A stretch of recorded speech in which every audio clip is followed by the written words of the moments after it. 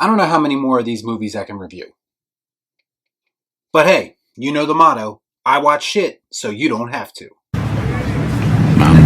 Before I get started, I'd like to kindly ask that you hit the like button and please subscribe to the channel for more content just like this. All I'm offering is the truth, nothing more. So The Eternals, like every Marvel movie ever, has been marketed as something you've never seen before in the MCU. And I'm here to tell you that at this point, if you've seen one MCU movie, you've pretty much seen them all. So much so that I feel like I could have reviewed this movie without actually watching it, because it's basically exactly what I thought it would be. It's the same Marvel formula with a slightly different paint job. That's not to say that they didn't at least try to do something new in this movie, but more on that in a minute. I'll start with the positives because honestly, they shouldn't take long.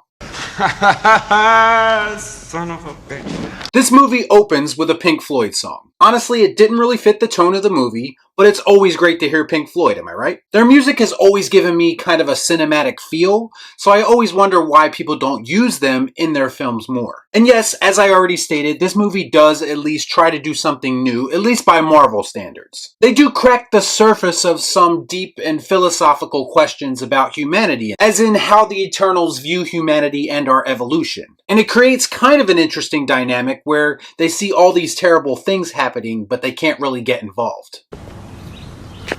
That makes sense. Most of the characters in the Eternals are pretty bland and forgettable, but I found myself being slightly interested in one character, that being Druig. He's kind of portrayed as this Shia LaBeouf-esque dickhead who takes things a bit too seriously. But ironically, I felt like his character brought the most to the table as far as asking those hard questions about humanity. I think this movie actually had some potential if they elaborated on some of these ideas a bit more. Get the fuck out of here! No, I cannot, it's serious! But unfortunately, these deeper meanings just get lost in your typical Marvel content. And that's where my negatives begin, because this movie feels a bit random and all over the place. From the start of it, you feel like you're dropped in the third act of a movie without having seen the first two acts. There's this backstory that they try to relay to the audience through this Star Wars opening crawl of sorts, but the description doesn't do anything to make any of this sound any more interesting. The opening crawl, like everything else in this movie, is just very bland. I'm gonna be honest, I don't know anything about the Eternals from the source material,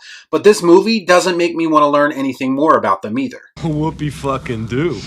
A lot has been said about how this is basically Diversity the movie. Yes, this is a very diverse cast, and yes, it's very noticeable, but surprisingly, I'm gonna say it actually does make some kind of sense. In certain aspects, given the story they're trying to tell about humanity. To be clear, people who take issue with these sorts of things aren't necessarily concerned with the diverse cast. The problem is you need a little bit more than diversity to keep people interested, and all these characters aren't memorable in the slightest.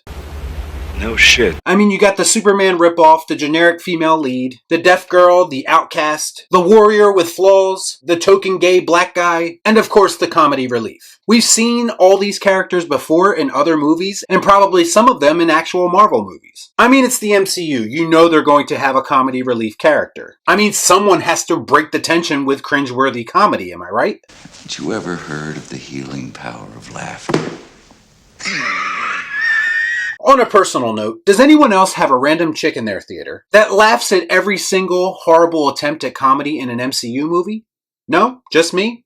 Alright then. There is a very random and unnecessary sex scene in this movie, which is a first for the MCU, and the director of this movie would have you believe that it's 100% necessary. Yet I don't see how, and even when it happens, it feels very out of place, and it doesn't really add anything to their relationship. In fact, there was kind of an audible gasp in the theater when it actually happened, because people just aren't expecting something like that in a movie like this. This is whack! I can't get jiggy with this shit! Which brings me to my next point. Love or hate the MCU, they've always managed to appeal to everyone from kids to adults. But as I'm watching this movie, I don't see kids necessarily having a good time with it. And honestly, there are things in this movie that make it feel like it's not made for kids.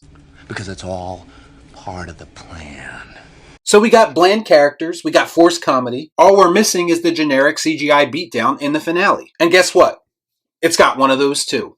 And it's pretty underwhelming also. I just can't get invested anymore in a giant CGI cartoon character fighting the most boring characters ever created in a superhero movie to this day. I'm sorry, but nothing about this movie feels important or high stakes. Okay, the world is going to end again. Yes, we've seen this all before. I think a lot of times smaller conflicts actually help people like me relate to the story a bit more. Anybody care about what I want? I do. Shut up. Get out. Because honestly, when you keep doing this whole world is in peril thing, it just gets to be a bit old. Bottom line is that Eternals to me is just as unnecessary and uninspiring as it looked in its trailers. It looks and feels like Marvel throwing shit against the wall to see what sticks. It will probably still make money because people are basically programmed to go watch these movies at this point. Our impulses are being redirected. We are living in an artificially induced state of consciousness that resembles sleep. But I think I would literally rather watch any other MCU movie than ever watch this movie again, and that's saying a lot coming from me. 2.5 hours was way too long for this movie, and that's time I just won't get back. I felt nothing, so this movie gets nothing, and that's why I'm going to give it the Careless Sam Gerard. I don't care! So have you seen The Eternals? If you have, let me know what you thought about it in the comments down below. As always, please like, comment, share, subscribe to the channel. Hit that bell for notifications, and I'll see you next time right here on Real Shift. Thanks for watching. Peace out. Y'all be cool. Shut up.